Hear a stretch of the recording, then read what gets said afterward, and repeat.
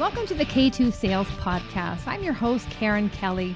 Every week, I'll be sitting down with a sales executive where they'll share their stories and experiences that produce game-changing results. Let's be honest, sales can be a tough game. I'm sure at some point, we've all delivered a less than stellar demo, been ghosted by a client or two, and sometimes maybe we did more talking than listening. And that's where I can help. The stories and insights our guests share can be applied to your own business, your territory, or with your team, so you're not reinventing the wheel. Our weekly tactics and strategies help you get out of your head and start creating your own path towards game-changing results.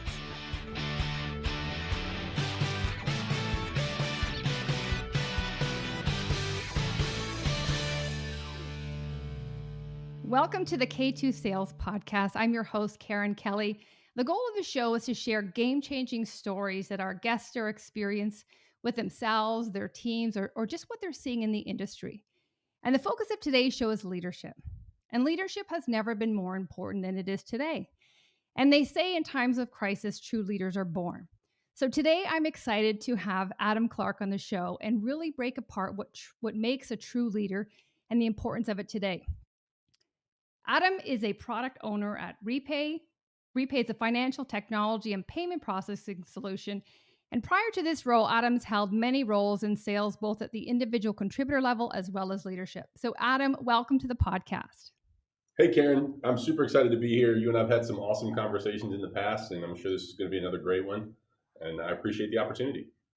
Awesome. Thank you so much. Appreciate it. So just quickly, why don't you give us a little bit of context, background? You've had sales leadership roles, you're a product owner now, but what got you to this level? Because I know you've had some really unique careers in the past. It's helped shape where you are today. Yes, absolutely. So when I came out of school, I jumped right into a sales career. Everyone throughout my whole life had told me that it would suit me well. So I took that advice, got into the finance and insurance industry, and moved around through a couple of different roles there. Had some great success as an individual contributor. Got a couple of leadership positions early on in my career. Took a bit of a left turn right around the middle. Got into some law enforcement work, which we can dive into a little later, and then came back into the sales world. And have, like I said, have helped a couple of companies grow some teams, have helped grow some pretty good producers, and then found an opportunity to influence performance of our organization in a different way by moving onto our product team. And it's been a fun journey. Been in this role now a little over a year, and just working to understand the relationship between sales and product and how those, if cooperating the right way, can have a big impact on driving revenue. That's great. Thanks, Adam. And sales and product, that relationship is so critical. And oftentimes what I've seen is they work in silos. So it sounds like your objective here is to really bridge that and work together and see the impact that, you can have. Absolutely. Easier said than done. But there's a lot of patterns in place and a lot of learned behavior that gets solidified in these organizations, even in brand new ones. It tends to pop up very quickly. Very different minds, sales and product development. It's really interesting for me to go from working so long in a sales role to now working with developers every day, and it's awesome experience. It's so different though, so it's a new challenge all the time. I'm just curious what's different about it in terms of the behaviors or the personalities. It's a very tactical mind on the development side, and they get very, very problem focused and dealing with these things and understanding how to take that problem and turn a solution from it. In the sales side, they're motivated by different things. Developer loves to see their code working and loves to see these things implemented and impacting customers. Salespeople love to close deals and love to get out there and build relationships, and the motivations are a little different. So that's always fun. My mind is still very much geared towards that sales side and being motivated by different things. So it's been a huge learning curve for me to shift the way I'm thinking, to ask different questions, and to understand things, more from the development side and how these might impact overall. When you're working a deal in sales, let's say you've got a big fish on the line and you're trying to close that. You're very focused on what that particular client needs, and you really want to meet that need for them. On the product side, you kind of have to take what that one client might be asking for and expand it into how it can impact the whole organization, so that your development time and efforts and resources aren't wasted on one particular thing that may not be impactful in other areas. So just putting on a different set of glasses to look through and understanding the impact of what you're doing. That's what a great learning opportunity for you just to get that overall breadth is amazing. It is. It's been a really cool opportunity. There's been some. It's not without its struggles. Like I said, it was a big change for me. It was a bigger change than I anticipated. I kind of always had this. All right, I'll get in there and we'll knock it out and we'll be good at it. And I'm still getting my feet underneath me. Yeah. But you know what? A lot of people, I would say, once they're in that leadership role, they kind of get, well, some of them get cushy and they're not almost vulnerable enough to leave what they know to try something new. That's very true. It's very true. And when you're in sales leadership, unfortunately, sometimes your tenure can be pretty short, and you're on to the next thing. And sometimes that's your fault. Sometimes it's a little less out in your control. But yeah, being vulnerable in your leadership role and understanding that even though you've reached what might be your target role and what you think is the pinnacle of your career, there is never a time to stop learning. Yeah, I couldn't agree more that, and we're going to get into that after. Before we start breaking things down, I couldn't help but comment on the law enforcement officer because that's typically not people usually fall into sales by accident. But just quickly, if you could share what do you think you took from that that's contributed to your sales success, whether it's been an individual contributor role or a leadership role. Sure. Well, let me start by saying that law enforcement was a very interesting career for someone with a background in sales. And I'm a huge supporter of all law enforcement people. If any are listening, thank you so much for the time you're putting in to keep us all safe. Um, it is one of the things that I realized very quickly when I got out on patrol and started actually doing the work was it's essentially a sales career, except you got to wear a vest to do it every day. You're interacting with people. That is what you do nearly every minute of the time that you're on duty. You're interacting with people.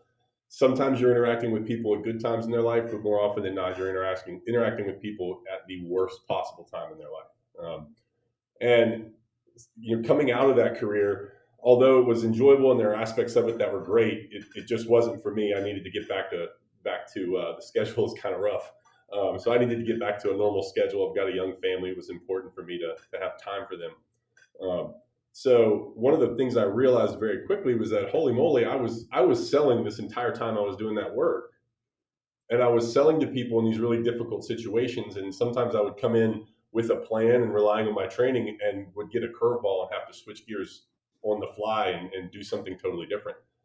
That's exactly what salespeople are doing every single day, and understanding the empathy that you need to look at what someone has going on and pivot and deal with that situation as it comes, while also relying on your training is really critical. And so the two biggest things I took away that I brought into sales leadership, and then have tried to pass on to a lot of the people that I've led and different individual contributors I've interacted with, is never stop training, never stop building that muscle memory of things that if you're a police officer will save your life, but if you're in a sales role, they are the foundation for what you're going to do day in and day out, whether it's prospecting, whether it's how you handle that phone call, doing your discovery, the way you work through any of your sales process steps.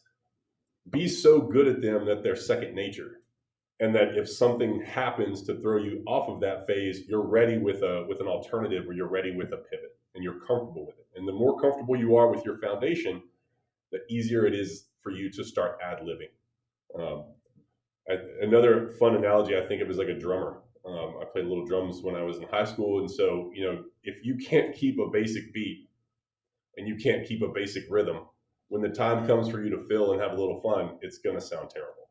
So make sure you can keep that basic beat. Make sure you got that bass and that snare and that hi hat down, and that bass of what you need for your song, and then you can have a little fun when the time comes. Oh, I love it. So much there to unpack. Just when you said the difference is you wear a vest from obviously being a police officer.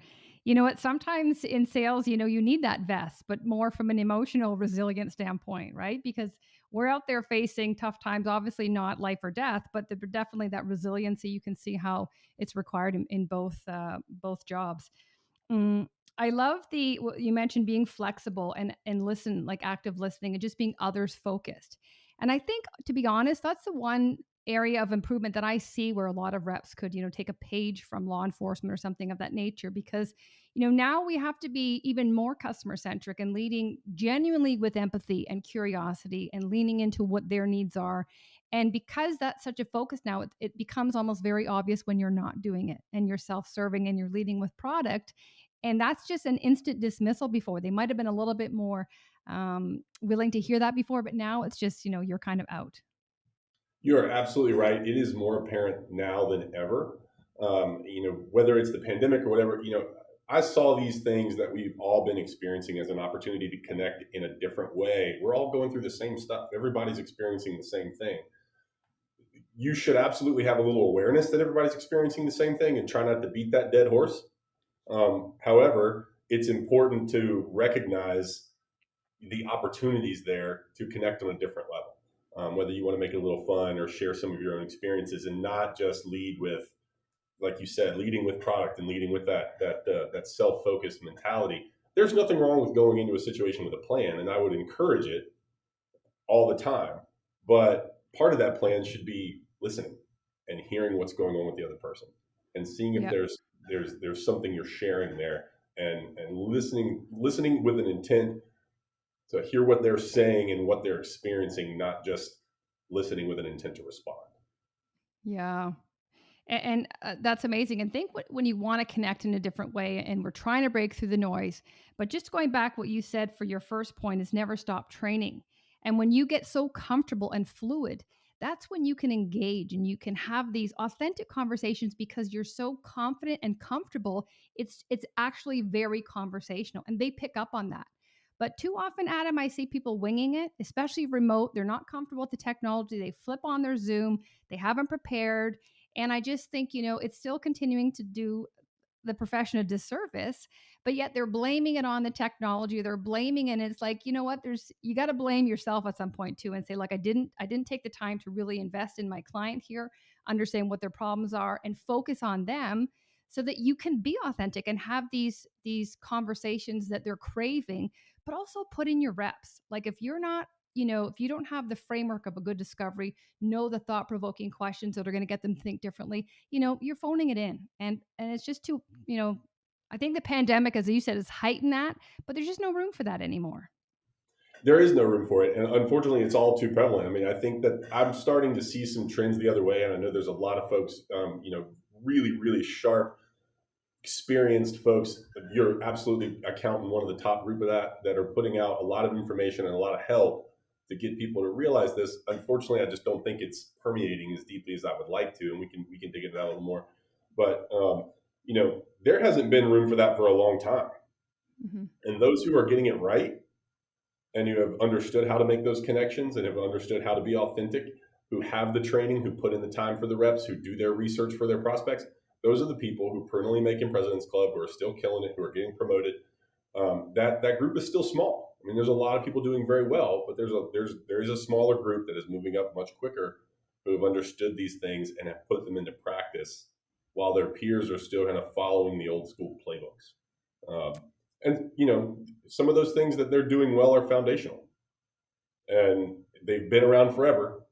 It just kind of becomes people tend to go, well, what's new that's going to work? What's my quick silver bullet? Well, there are some things out there that will help, but if you can't get those basic steps right, none of that stuff's going to matter. And keeping my analogies the same here, I don't want to go too crazy on that, but from law enforcement to sales, if I didn't practice with the tools on my belt, if I didn't practice with techniques to diffuse situations, if I didn't practice high speed driving in those kind of conditions, how far am I going to make it? How successful am I going to be? It's exactly the same in sales. Yeah, and it's crazy that we know all this, Adam, yet we still don't do it. Like when you're entering a call or a presentation, the objections are going to come up because they come up in every call. So when managers don't have a round robin, whether it's one-on-one or a group, and start, throwing out objections, what's the best way to handle them? Because how we handled them before is probably different now. The objections are new because we're in a pandemic, people are working remote, the problems they're solving are new, but it's just like you could be so much more prepared, have a greater impression on your clients, especially new prospects, but you're just not taking the time to do it. 100%. And this is a, if you don't mind me transitioning us to another thought here about leadership, especially in a sales role, your job is to facilitate for the people that you are leading. You have to facilitate for them. You have to develop them. You have to coach them. You have to train them and turn them into people who will then help you accomplish your team goals. But you've got a group of individuals who all have different needs, different levels of acumen, different levels of skills, different experiences. Your job is to facilitate for each one of them individually and help them to cooperate working towards a common goal. And training and development is absolutely key. But the first step you have to take to facilitate effectively is removing your ego and realizing that maybe you don't have all the answers to do that. So don't be afraid to go ask for resources to hire someone else to do it. There's a lot of really, really skilled people out there that you can bring in to upskill and level up your team, and you can facilitate that. So don't be afraid to step away from, well, if I can't do this, then I'm not being an effective leader. That's false. That's a lie you're telling yourself. Step outside, go get someone else, go get an expert, bring them in, and let them do the work. Yeah, I completely agree with that. And sometimes ego does play a big role, whether we like to believe it or not. But that's a good transition to where I'm going to break this conversation down into three areas, and we'll just continue where we went there in servant leadership, and then we're going to talk about sales coaching, the importance of that, and then a little bit about culture. So, in terms of servant leadership and just what you said there about like the vulnerability piece and admitting that you don't have all the answers, and whether that's facilitating to your group or bringing someone in, or just in terms of leading change, like where do you see the balance between vulnerability and competence? You don't want to lead them astray and let them feel that you don't have their back, but at the same time you want to create this human authentic connection that I've never been through this, so that you're also you're disarming in front of them and showing them that it's okay to be like this. Absolutely. So vulnerability is very key. Being having that real. We just talked about the authentic connection when you're working in a sales opportunity. The need for that authentic connection in a leader team role is even more important. And really, it can be a foundational piece to start it there and help them develop that. Modeling that type of a connection with your reps or with the folks that you're leading, and then helping them translate that into the work that they're doing every day. That's a great first step. But like I said about facilitating, you have to do that as a leader. So just getting in and standing up there and pounding your staff, and this is the steps you have to do, and these are the things you have to do. You could work through modeling those things, but also don't forget you've got a group of people that you're leading. I know every sales leader out there, I'm sure, would love to have a group of robots who can just knock out these steps and they're just on the ball and never miss a call and never miss a close. And, we can chalk these numbers up and we know exactly how they're going to grow. That would be fantastic. But that's not reality. I don't think that'll ever be reality, no matter how much people think that, whatever might come down the future. I don't think in our generation we're going to have to worry about anything like that. So you've got a group of people that you're leading who have lives away from work, who have problems, who have goals, who have dreams. They have other things. They did not, I'm sure, wake up one day and say, this is my entire life. This is the only thing that's important to me. No, they're doing this to facilitate something else. So understanding those goals away from the four walls of your office and away from what company XYZ might be trying to do, that is critical to developing that personal connection with them. And then the things that you have to do professionally, when you establish a really good personal foundation and understand the motivations of this person, the steps you're going to have to take in managing the change and asking them to do something different in the coaching steps will become much easier. You'll know how to paint that picture for them, or you'll be looking through the same lens that they are looking through at what you're asking them to do. So much gold there. I love it. Even understanding the motivations. I actually was coaching some sales managers a few weeks ago, and they were saying sometimes that I just want to get down to business. And I said, well, the results should be secondary. If you can connect with your team first and genuinely ask how they're doing and what's going on in the personal life. And the awareness that came out of that was like, Karen, like they were so willing to share, and the relationship went from a 4 to an 8. And when I asked them to do something, they were so willing to do it. And I just said, because you're trying to drive results through people, and you've treated them like a person, where I see most, especially individual contributors that have been promoted to a sales leader, they're still pushing product, and they're still doing and telling. And I'm like, they're two different, completely different levers. And the way to erode culture and completely not get your team to trust you is to treat them like a product. Right. So I think what you said there is just so much gold. Yeah, and I agree with that 100%. I mean, people want to matter in the organization, and they want to matter more so than just what they're producing. I mean, I think that someone coming in who can produce giant numbers and who's motivated by money, that's fantastic, and they will go a long way. But they will become apathetic at some point. There will be a bit of a disconnection there at some point. And if you as a leader aren't making sure that they are important beyond what they're producing Hmm. and helping them feel like they're part of this mission and more than just the numbers you're putting up, that's critical. And that's critical in all levels of leadership, not just sales. I mean, that's critical clear up to the CEO of an organization. Hmm. If you are not communicating the vision of the organization and how important each member of that organization is to that vision, you're failing your team. Yeah. It's a puzzle, right? They need to see that inclusivity, that I'm this piece, but if they don't see where that piece fits into the greater good, it's like, what's the point? Like all my efforts, and you're asking me to do sometimes tedious things, you don't want to do them, and you probably won't, or you won't do them to the level that you should be because you don't feel part of anything, that community, that belonging. Yeah, and I think the tendency of a lot of I'll use the term old school leaders, but it's certainly don't mean it in a derogatory way. Just folks who've done things a certain way for a really long time. Um, I think they tend to think that everyone is going to be motivated a little on their own, mostly on their own, and that the response I get a lot of times is, "It's you're doing it for the paycheck. Like that's your motivation right there. We don't need to provide anything more than that." But that's really inherently wrong. And if that's your thought process, as if you're a leader, you're listening to this, and that's your thought process, I would really encourage you to rethink that and talk to some folks about that, and maybe do a little reading on intrinsic motivation and what are really important to people. Yeah, and a lot of the leadership training I start with, Adam, is Know Your Why with Simon Sinek. And I just wanted to get your thoughts on just leading with purpose, and preparation for leaders. Because what I always say is, like, if you're genuinely trying to help and develop others, but yet you don't know why you do what you do every day, everything downstream, the authenticity, the sincerity, the connection, you don't know why you're doing it. So therefore you can't convey it. So I start with that foundational piece that then is transferred to your team, and they feel that sense of empowerment and understanding. And again, it invites them to look at what their purpose is. So beyond the paycheck, like, what is the biggest bigger purpose that we want to achieve here? Because everybody wants it. They all at the end of the day want to feel like they've helped, they've contributed. So what are your thoughts on just the purpose and understanding your why, kind of from a leadership standpoint? It's critical. Again, it's critical. We keep touching on these things that I think are just you can't really lead effectively without them. I mean, the why is everything. It is everything. And I'm gonna riff a little bit on a post that I read yesterday. Shout out to Ken Baldo, VP of Sales over at Stop It. Awesome guy. He did a post about doing the math with your reps and help them understand what they're accomplishing and also what they're not accomplishing by not doing certain things.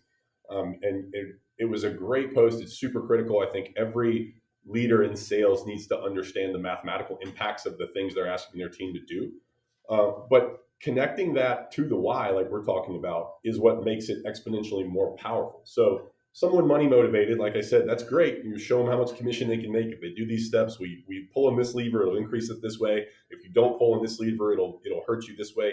Showing them the long term effects, being long game focused, not just what the next paycheck's going to be, but what could this amount to if you do this same thing for a year, for 2 years, for 3 years. What that money looks like way down the road is cool, but sometimes that can be hard for someone to conceptualize. So understanding what their goals are, not just is your goal to have a big pile of money sitting in your house, or are you wanting that money for something else, which is, Hmm. I would say, the goal majority of the time. I'm sure there's some outliers out there, so I won't say it's always the goal, but I'm sure it's pretty much always the goal is to do something else with that. Hmm. You can only learn that by understanding what the why of your team is, and every single person's going to have a different why.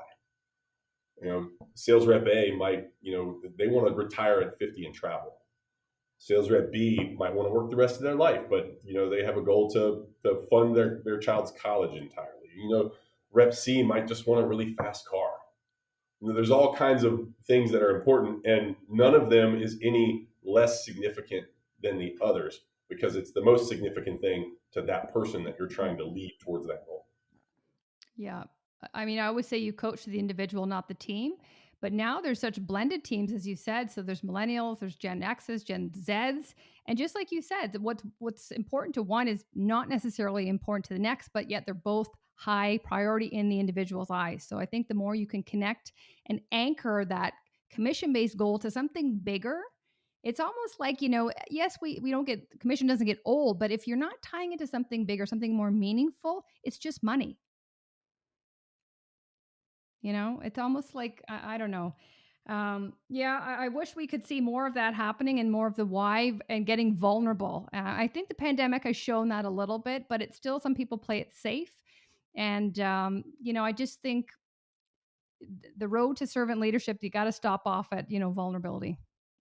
100%. And and vulnerability and ownership, accountability for yourself and what you're doing goes hand in hand. And I'm a big fan of ownership, of ownership over the top, extreme ownership. Just you are the leader. You are ultimately responsible for the wins and the fails, regardless of how they come about. And if you look, some people will say, well, what if you've got a bad member on the team? Well, you're the leader. You're responsible for coaching up or coaching out, so you're still ultimately responsible for that. There's you can always tie everything somehow back to the leadership, the quality of the leadership, how long it's been. Everything ties back to good leaders or bad leaders. There's no such thing as bad teams, as Jocko Willing says. There's no such thing as bad teams, only bad leaders. Yeah. And I believe that with my whole heart. Yeah, I do as well, and I've been part of I've been on both sides of the team, so I can attest to both. But I think that's a great segue, just to maybe shift it into the role of a leader. You just mentioned that they're responsible for everything, the good and the bad. But what is the leader's role in defining or developing the culture of an organization? I think it's huge. I mean, cultures. You certainly should put high priority from the top level of an organization down on culture. Some organizations kind of start to develop a culture, but it can be intentionally developed as well. You just have to make some decisions about what you want that to look like, and it starts at the top. Companies don't change from the bottom up; they change from the top down. So it has to be something that your very top level of leadership, your CEO, your president, whoever is the one up there calling shots, they have to make some real serious decisions about what the culture of their company is going to look like and make sure that that's important to every level underneath them all the way down. Hmm. And so, making that choice and saying, look, this is what I'm going to stand for. This is what my company is going to stand for beyond just a fancy mission statement. This is truly what we're going to stand for. And we want that reflected in every single employee, every single day, all the way to the bottom. How can we do that? Let's work together as a team to figure out ways to facilitate that. And then take your time to ensure that as you grow your team and you're building that those things are met. You can grow too fast. You can grow too slow. It's a sweet spot you've got to find where you're not going too slow to be competitive, but you're not going so fast where you can't pay attention to, is this a culture fit? Is this decision that we're making, number one, going to fit our culture, and number two, going to be beneficial to our organization financially, the other ways that it could be. Um, but you've got to choose to make it a priority. It's like anything else. If you don't choose to make it a priority, it will ultimately start to be a reflection of the lowest common denominator in your company. If you have a really high culture and everything's going great, but you don't be intentional about maintaining it, it will ultimately erode to whatever that base level is at your organization. That's fantastic, and I completely agree, Adam. And I think there's a few things that I see. Sometimes it's a one and done, as you said. You said it, and then you're not maintaining it, and you have to, right? And I would say also that when you're onboarding, there's different decisions you mentioned, but when you're onboarding, you're making a decision to bring someone on or bring people on, and are they aligned with the vision and the culture you're creating? But what I see sometimes is, there's the culture and the mission statement, but then the behaviors and the actions of the leaders are not congruent with it. So you're sending a message. It's a confusing message. It's this is what we stand for. This is our belief. But then the leaders are like, they're kind of talking out of both sides of their mouths, and you just think like that's a sure way to erode culture and even trust. It is 100%. And like I said a minute ago, things will roll up to the top. And ultimately, it's not what a leader says they want, it's what they tolerate happening that will ultimately dictate the culture at your company or how your company is performing. Um, Speaking specifically of your first level sales leadership and up from there, at some point, most of the people in these organizations have spent time as an individual contributor underneath a sales leader themselves and have learned some things to do, some things not to do. I mean, what's one of the biggest things that we preach in sales and sales leadership across the board? That's not unique. That foundational to everybody is follow up, follow up, follow up, follow up, follow up, follow up. If you don't follow up, you're not going to close deals. Managers and sales leaders need to follow up too. VPs need to follow up too. Revenue officers, however the reporting structure looks like, CFOs, all the way up to the CEOs need to follow up too. You're ultimately selling the vision of your company.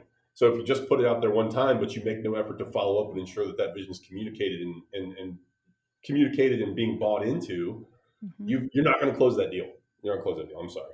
If you're a sales leader who puts out a bunch of training and says, all right, this is great, do this, do that, but then no one ever hears about it again, you don't reinforce it, you're not following up to ask how these things are going, they're not going to get done. Mm-hmm. You might be lucky to have one person that's a grade A student and will take that and run with it, but probably not. Yeah, and that's accountability definitely is lacking there. But I also think your customers when they're partnering with you, like they're buying into that culture as well, that purpose, that community. And if it's just a slogan on your wall and nothing more than that, like that's going to definitely separate you from somebody where their team embodies it, so that it's very obvious when something goes wrong. How do you respond, and are you all responding in the same way? It's almost like football, when it comes down to a play, and it's a negative play or a positive play, are we all responding the same way, or are we all doing our own thing? Because it's like, if you believe and you're all aligning for that true north, then you should be speaking the same language, and that's the language of common culture. Absolutely. Yeah. And common culture can penetrate, you know, speaking of Repay specifically, we have many different business units within this company and they all do so many different things. If culture, and Repay has a wonderful culture, but if we weren't intentional about making sure that culture bridges those gaps between the business units, you end up with so many different people so focused on their individual unit and the things that they're doing, they have no clue how it connects, how it impacts the other teams.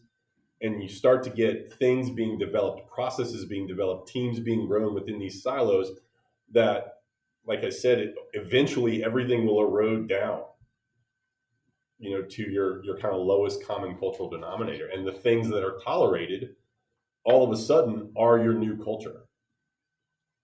And you don't even have any idea how it happened because you haven't been intentional in making sure that it stays at the level that you started at. Hmm.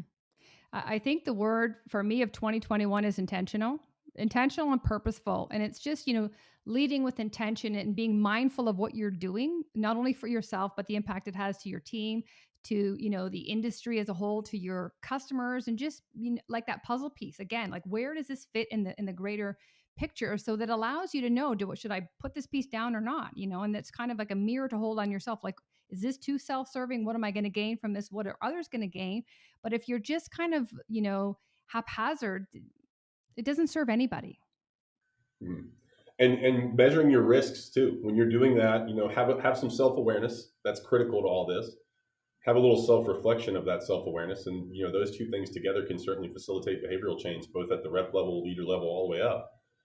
At the customer level too, can facilitate behavior change at the customer level. But measure your risks on two sides of the coin. So, what is the risk if I don't do this, and what is the risk if I do? People tend to say, "Well, if I do this, what's the risk?"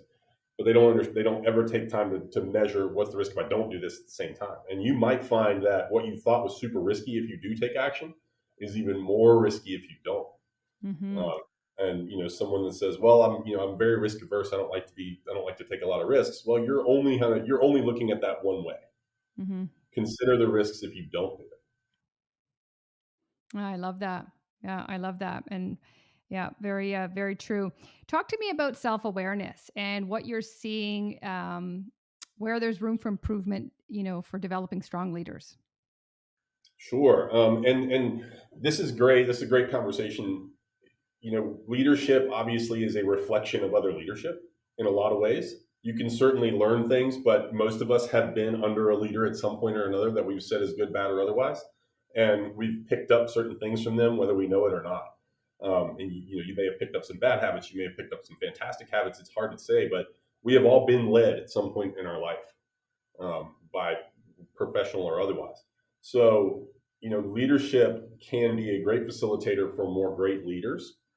And if you are a leader, you need to understand your experience and be aware of what you've picked up from those past things. And don't be afraid to say, "Oh, wow, I picked that up." I want to be a little critical here and say that was not that I didn't really like that when I was being led that way. Am I doing that same thing now? And so that's great self awareness and then reflection on that experience. Um, the awareness sometimes you really got to train that in the moment. I mean, be aware of it in the moment because you'll catch yourself. I do this all the time. I'll catch myself saying something or doing something that I'm like, oh man, I really was hoping to avoid that. The last time I reflected on this, I said I don't want to do this anymore. So I've caught myself doing it again. And training your mind to think through those scenarios. And then when you catch yourself speaking that way, cut it off, pivot, go a different direction, come back later and reflect, and you'll get better and better over time. It's not there's no one thing you're going to flip a switch and all of a sudden you'll be great at it. It's just like anything else. It's going to take training. It's going to take practice. Um, and kind of that inner monologue training is a tough one to do. It is, but I think just as you said, recognizing it that you've done it, maybe you'll start doing it less frequent. Maybe you'll start catching it quicker, but you're breaking the pattern, right? So I think that's great. I think another way is to ask for feedback. If this is my goal and I'm trying to monitor the way I do something, invite a colleague or a mentor to say like, give me some feedback. How did I do that? Because I think when you look at like we have to be straight with ourselves. What are our strengths and what are our weaknesses? And sometimes we don't want to admit the weaknesses, right? But if we're trying to improve upon something, sometimes self-awareness, there's a bit of a bias there, right? We don't want to see what's hidden there, but maybe inviting feedback will allow us to see things that we're not open to seeing or that we're deliberately not seeing. I love that. I love that. I'm glad you said that. Inviting feedback from both sides of your leadership position is huge, and I recommend it to everybody. Getting feedback from your team on certain things can be, this going back to why it's so important to establish that personal connection. If you don't have a good personal connection, you're going to get really poor feedback. And I don't mean poor feedback and like you're doing a bad job. I mean, you're just not going to get constructive responses. Everyone will just say, "Oh, it's great," but in reality, it's not. And if you have that personal connection, your subordinates, especially, are going to be far more comfortable sharing true, meaningful, constructive feedback with you. Going upline is a little different. Of course, you would hope that the thing you're modeling for your team is also being done for you from your upline leadership. Uh, hopefully you get that same response and you can share constructive feedback with them. That would be a great thing for all leaders at all levels, all the way up to the top to do. I think getting constructive feedback from the top looking down is huge. Yeah, I think that's great. I think you talked about vulnerability. Asking for it is sometimes, a little, you have to be vulnerable, but knowing why you're doing it for that continuous development. But I think, like you said, if you're asking your team for it, your sales team, you're also letting them know that I'm not perfect. And if you genuinely want constructive feedback versus, I'm telling you what you want, like that's, as you said, that's how you're going to get it. Just treating them like people and being raw and authentic with them, letting them know I am trying to develop, I'm trying to improve because I recognize there's areas of improvement. What do you think they're going to do? They're going to start looking inward as well and saying, "Wow, I wonder if I can, look for improvement." And then I'm going to come to my boss and ask for feedback. So it's you're creating again a culture, but a culture of open communication, trust, and feedback. Feedback and development. Like I was saying before, you have to be a facilitator. So encouraging the people you are leading to develop themselves to be intentional about providing them opportunities to develop, whether they're just personally recommended things to do or you work hard to get some corporate buy-in to provide the facility, to provide the development opportunities for your teams. One of the things I used to love to do was to learn about things people are doing away from their work to develop themselves. What books are you reading that have nothing to do with what we're doing? What skills are you learning? What new things are you. Let's talk about this on a regular basis. Share with me a new challenge you're going to give to yourself and put the challenge out there to create those. A lot of people might not do that. So make it a regular thing. Say, look, once a quarter, we're getting together as a team, and each one of you is going to pick something new that has nothing to do with work that you're going to learn and you're going to figure out how to do, and then follow up with it and find out how it's going. Someone might discover a new passion that all of a sudden creates this great way for you to motivate them. And then also, be intentional about letting your team know you're doing the same things. So don't put this stuff out there. Don't create these opportunities for them to develop and then let them think that you're not also doing it too. So if you recommend a book to your team, have read that book before. Make sure you've read that book before, understand it. But perhaps you are doing something different to develop your leadership. So maybe you're going to take a course or you're doing something like that to develop your leadership ability. Let them know that you're doing these things. Let them see that you're also taking time, to develop yourself and do the things you're asking them to do. I think that's great. I think it's really critical that you do that. You're saying and doing the same thing. And just to bridge off the development phase, I'm gonna switch gears over to reps do want to be developed. They want to win, and in order to win, they need the skill set to do that.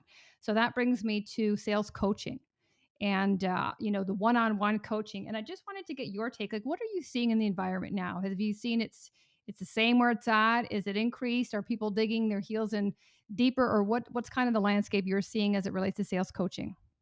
So the idea of sales coaching is talked about more and more all the time. More and more people understand the need for it. More and more people are talking about making sure it's happening.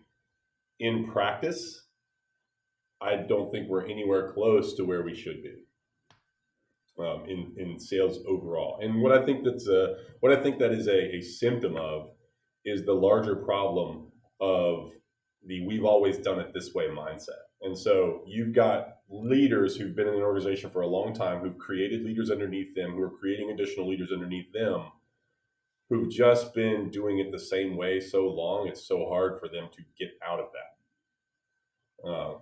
True sales coaching, the way it ought to be done, is it's a lot of work. You have to establish a good connection with the person that you're coaching. You have to sometimes make some hard decisions. You have to say some hard things during those times. But your goal is to develop that person and give them the opportunity to be as successful as they possibly can be, both personally and professionally. So, it's just easier to not go that deep. It's easier to just coach by the numbers.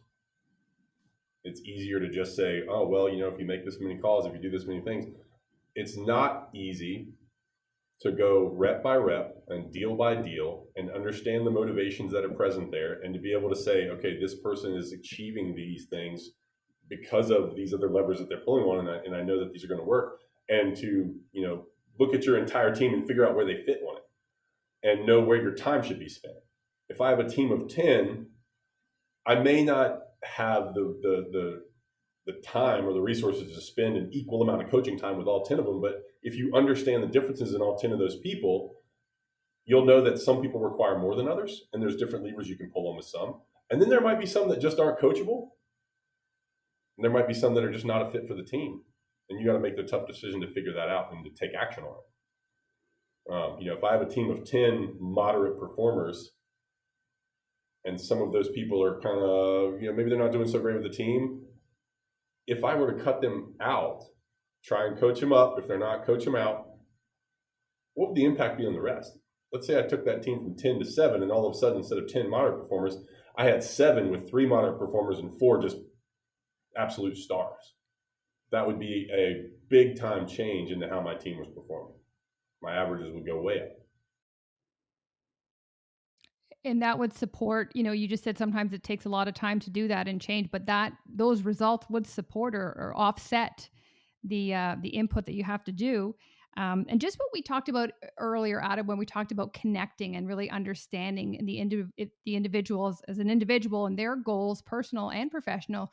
Like it almost you need one, you can't have one without the other because if you're not taking that approach and connecting with them, empowering them, listening to them, then coaching follows that. So if you're not doing that, then coaching's not going to be for you and you're going to coach to the spreadsheet and you're going to coach the deals and that just doesn't help anybody. So it sounds like just we're kind of coming full circle here that if you're the type of manager that's, just running through the numbers and coaching to the deal, not investing in your team as people, then you're not going to coach.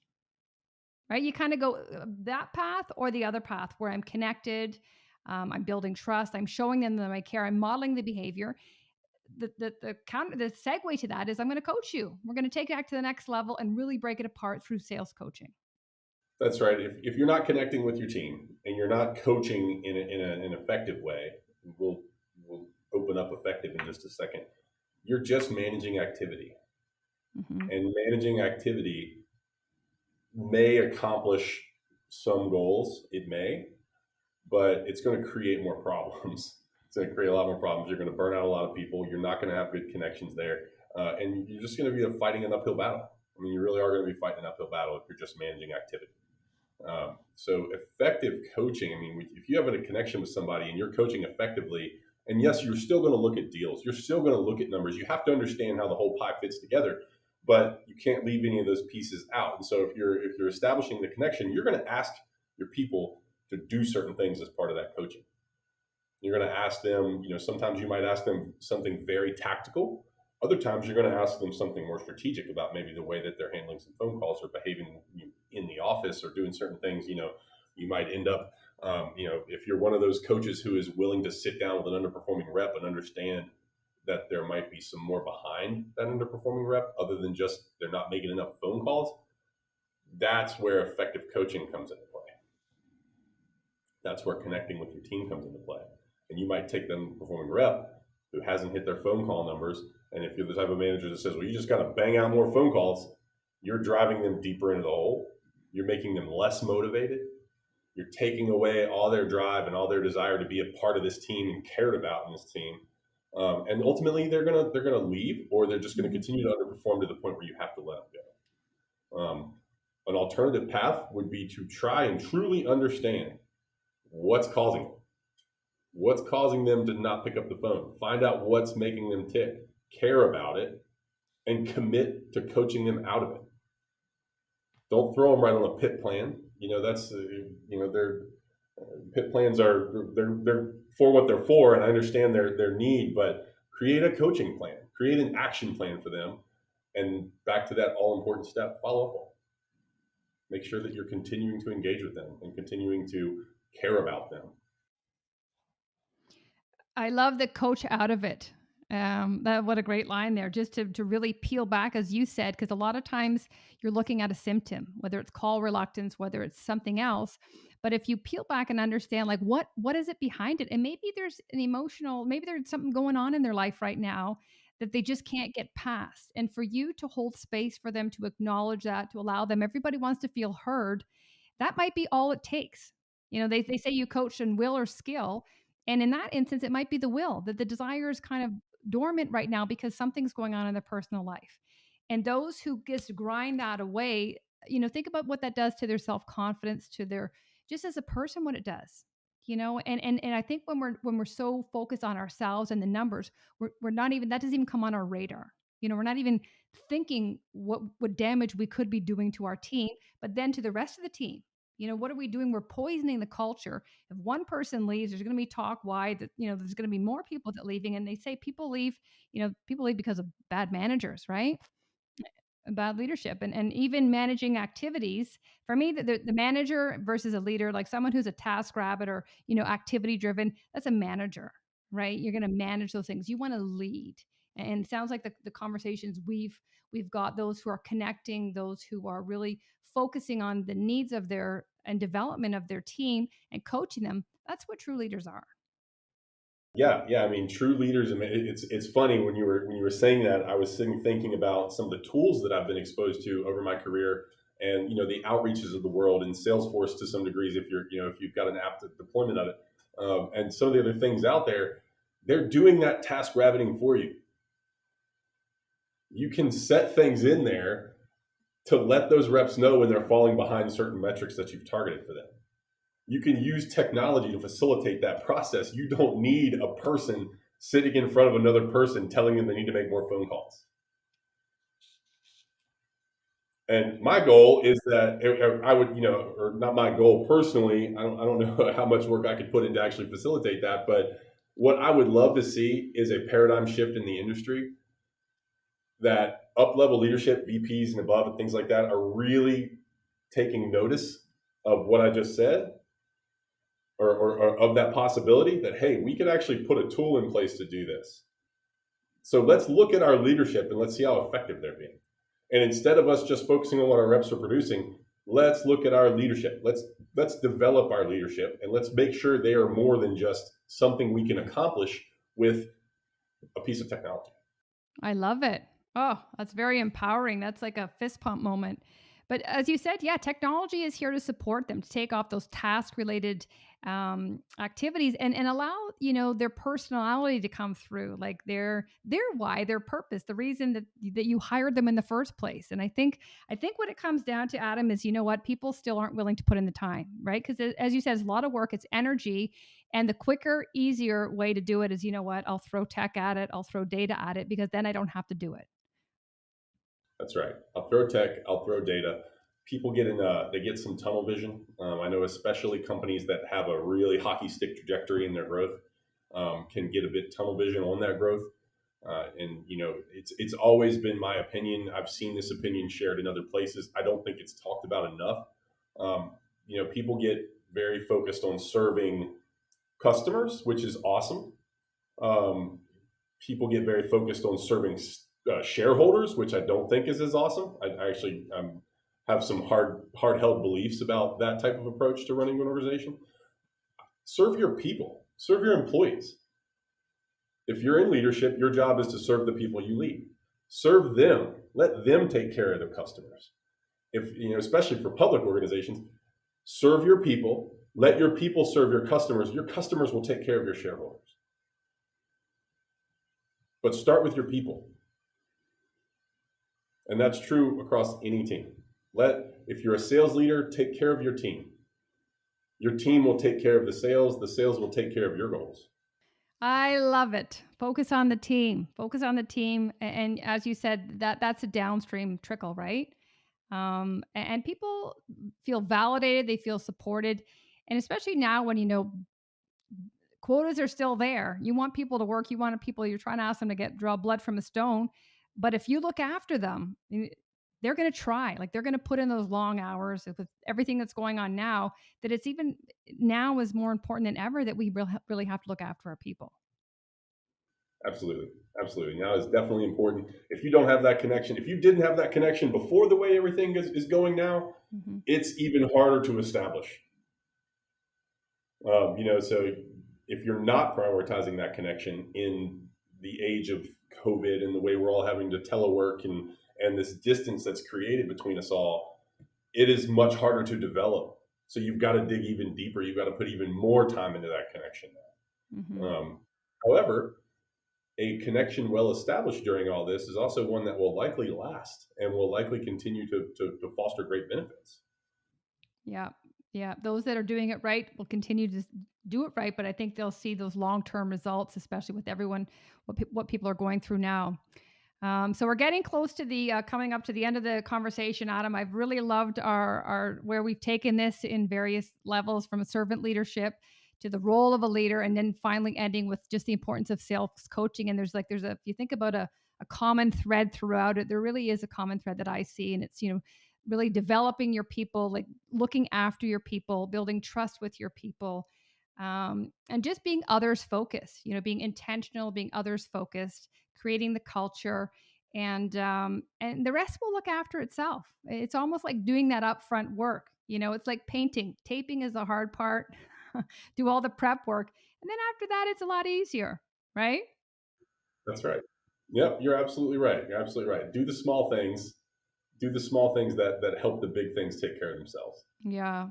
And sometimes even slow down in order to speed up because I think we're going to miss some things, whether it's, our people, the behavior that's going on, even our own self, that self awareness piece. If we're going at crazy speeds, we're going to miss things. So I think slowing down is also a really good way to start looking at and finding where do I need to focus? Where do I need to stop and take stock of what's going on?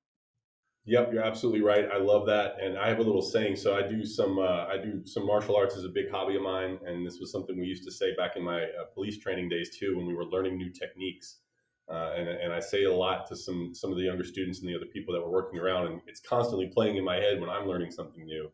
Is that if you can't do it slow, then you can't do it fast. So slowing down is essential. Making Hmm. sure that you can go through those steps effectively slow. And once you've got them down slow, speed it up a little bit and then a little more and then a little more and go through it incrementally. It's not, you can't jump from 1 to 100. Hmm. And I think salespeople want that winning mentality and that instant gratification. That's where we struggle, right? But it's no different than a company trying to scale. It's like you have to get the foundations, the fundamentals in place, the processes. You try to scale without that, it's never going to work. That's right. That's right. You'll create more problems than you're going to solve. Absolutely. Well, Adam, is there anything that I haven't asked you that you wanted to share in terms of anything we discussed? Whew. Well, that could be a long. I mean, we could probably talk for hours. There. Our phone calls that we've had tend to run really really long, and they've been fantastic. But I do know we are on a tight window. Not that I can think of right now, but we're in touch, so I'll shoot you some questions, and maybe down the road, if you find another opening, I'll jump back on here and we can talk about it some more. That would be amazing. So, listen, Adam, I know you've provided so many insights and a lot of great experiences for both leaders and individual contributors. If people wanted to follow you or learn more about you, what is the best way for them to do that?